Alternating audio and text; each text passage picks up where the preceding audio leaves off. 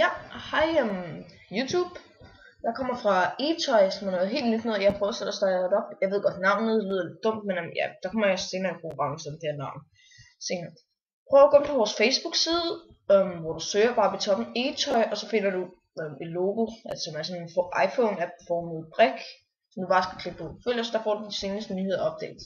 I dag skal det blandt andet handle om, hvordan vi får Spotify her i Danmark. Fordi det kan vi jo ikke få, så vi skal lige ind. Ja. Der findes to måder. Et, flytte til Sverige, eller bare gå til sin ven og lave en bruger, men det går alligevel ikke så godt, der er nogle problemer med det. Eller to, træk dig over til det. Det prøver vi. Som I kan se her, så har jeg en fuldt fungerende Spotify-konto her.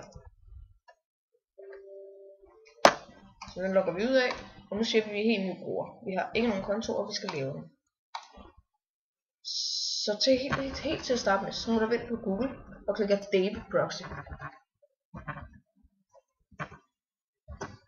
Og så tager vi bare daveproxy.co.uk, og hernede hvor der er en søgebar eller URL fra, så klikker vi bare spotify.com. Enter.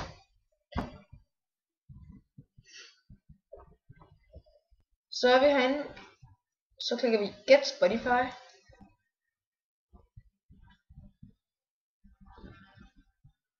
Og vi vælger Open, så vi klikker. Så skal vi lige logge ud.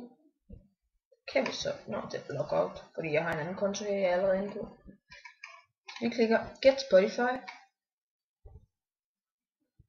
Og vi klikker Open, så klikker vi Get Spotify Open. Og så skal vi bare udfylde et brugernavn, et password, og så går vi videre. Og det indtaster jeg lige.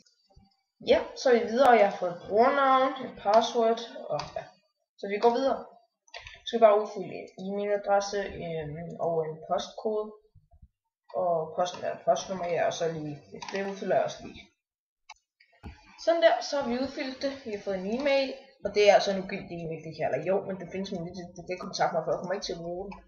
Så har jeg fået en postnummer her til United Kingdom, og jeg har udfyldt det hele, og man behøver altså ikke udfylde sit telefonnummer, det er altså op til, så det er noget, man selv vælger.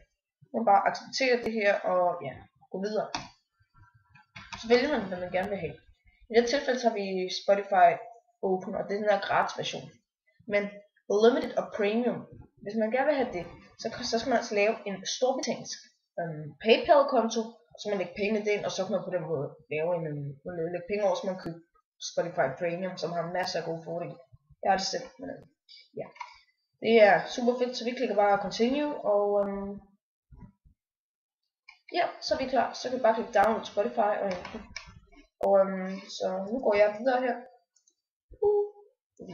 Slet lige det. Nu logger vi ind. Hvem kan Bilka?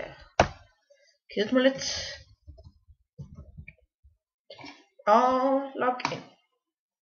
Så venter vi.